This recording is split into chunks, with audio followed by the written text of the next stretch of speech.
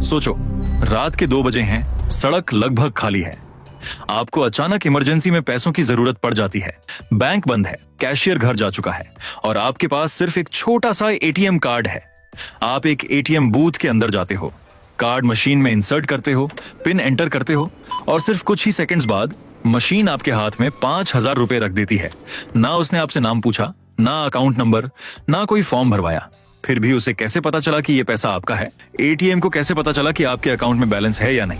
और सबसे शॉकिंग बात, मशीन के अंदर रखे हजारों नोट्स में से एग्जैक्टली उतना ही कैश कैसे बाहर निकला जितना आपने एंटर किया था?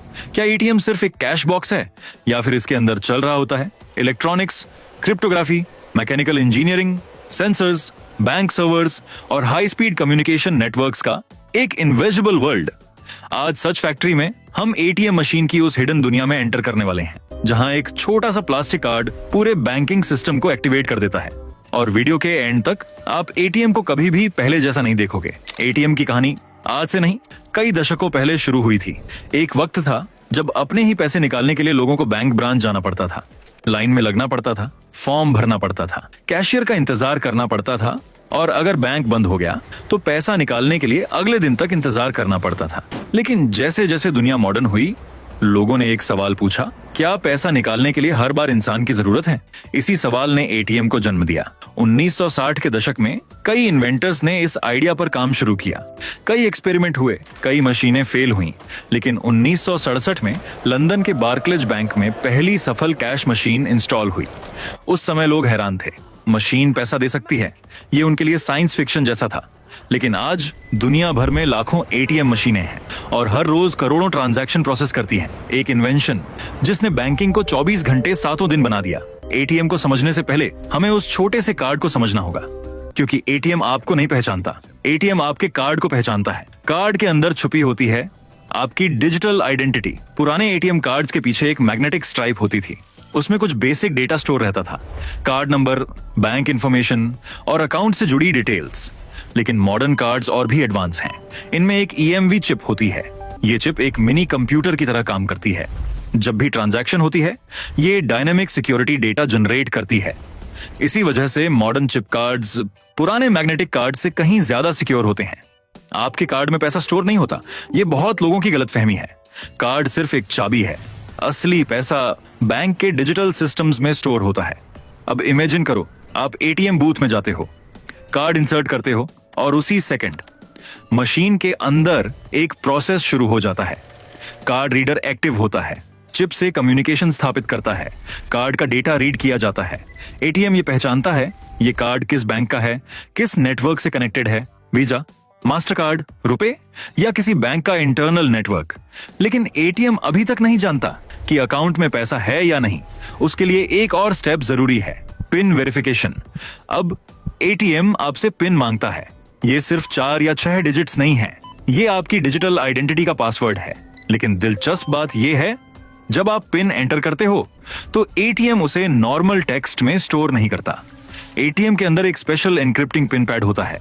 जैसे ही आप पिन एंटर करते हो, वो तुरंत एन्क्रिप्टेड कोड में बदल जाता है। यानी अगर कोई डेटा को बीच रास्ते में इंटरसेप्ट भी कर ले तो उसे समझ नहीं पाएगा। और इसी एन्क्रिप्टेड डेटा के साथ एटीएम बैंक को ट्रांजैक्शन रिक्वेस्ट भेजता है। और अब शुरू होती है एटीएम की इनविजिबल जर्नी। आपको लगता है मशीन आपके सामने खड़ी है, लेकिन असल में ट्रांजैक्शन दुनिया के कई डिजिटल सिस्टम से गुजरती है। एटीएम रिक्वेस्ट को नेटवर्क के जरिए बैंक तक भेजता है।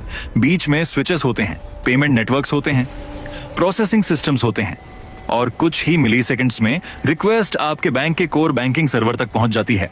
वहां चेक होता है पिन सही है या नहीं, कार्ड एक्टिव है या नहीं, अकाउंट में बैलेंस है या नहीं, डेली लिमिट क्रॉस हुई या नहीं, कोई सस्पिशियस एक्टिविटी तो नहीं। अगर सब कुछ सही है, बैंक अप्रूवल भेज देता है और एटीएम को परमिशन मिल जाती है कैश डिस्पेंस करने की।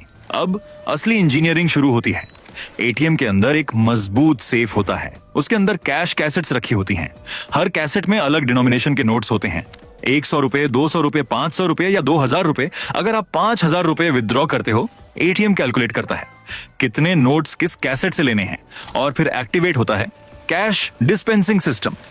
एटीएम के अंदर छोटे रोलर्स होते हैं। ये रोलर्स एक एक नोट को कैसेट से उठाते हैं, लेकिन यहाँ प्रॉब्लम हो सकती है। कभी नोट्स चिपक सकते हैं, कभी डबल नोट निकल सकते हैं, कभी नोट मुड़ सकता है। इसीलिए एटीएम के अंदर सेंसर्स लगे होते हैं। ये सेंसर्स हर नोट को इंस्पेक्ट करते हैं, थिकनेस चेक करते हैं, लेंथ चेक करते हैं, पोजीशन चेक करते हैं। अगर दो नोट्स एक साथ आ जाएं, मशीन उन्हें रिजेक्ट कर देती है। अगर नोट डैमेज हो, उसे रिजेक्ट बिन में भेज दिया जाता है। यानी एटीएम सिर्फ पैसा नहीं देता, हर नोट की क्वालिटी भी चेक करता है। जब नोट्स सफलतापूर्वक काउंट हो जाते हैं तो कन्वेयर बेल्ट्स उन्हें एक स्टैक में अरेंज करती हैं। मशीन फाइनल वेरिफिकेशन करती है, अमाउंट मैच करता है या नहीं। अगर सब कुछ सही है, कैश प्रेजेंटर एक्टिव होता है और कुछ ही सेकंड्स बाद नोट्स डिस्पेंस स्लॉट तक पहुंच जाते हैं।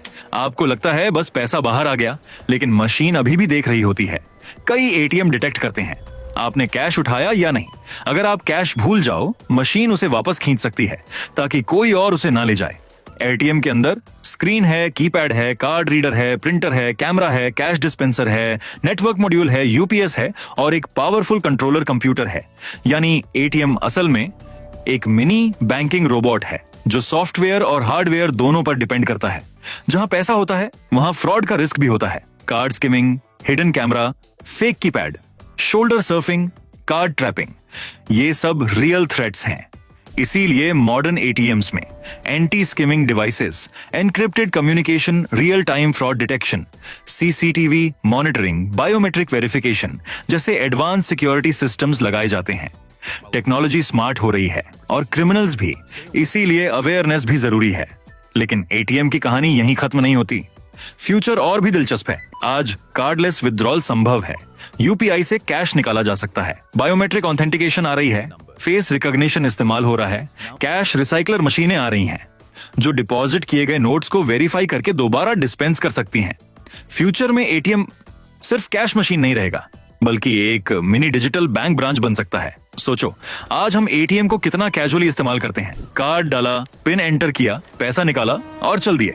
लेकिन उस छोटे से मोमेंट के पीछे छुपा होता है advance electronics, cryptography, banking networks, mechanical engineering, हजारों सॉफ्टवेयर सिस्टम्स और हजारों लोगों की मेहनत। एक छोटा सा एटीएम कार्ड आपके और आपके पैसों के बीच एक ब्रिज बन जाता है और सिर्फ कुछ सेकंड्स में वो काम कर देता है जिसके लिए पहले लोगों को बैंक की लाइन में लगना पड़ता था। शायद इसीलिए टेक्नोलॉजी की असली खूबसूरती ये नहीं है कि वो कॉम्प्लेक्स है, बल्कि ये है कि वो इतनी कॉम्प्लेक्स होने के बाद भी हमें सिंपल लगती है। और अगली बार जब एटीएम से कैश बाहर आए तो याद रखना, उस एक छोटे से मोमेंट के पीछे एक पूरी इनविजिबल दुनिया काम कर रही होती है। यही है एटीएम की असली कहानी। अगर आपको ये वीडियो पसंद आया हो तो वीडियो को लाइक करें, शेयर करें और ऐसे ही वीडियोस देखने के लिए चैनल को अभी सब्सक्राइब कर लें और कमेंट्स में जरूर बताइए कि ये वीडियो आपको कैसा लगा।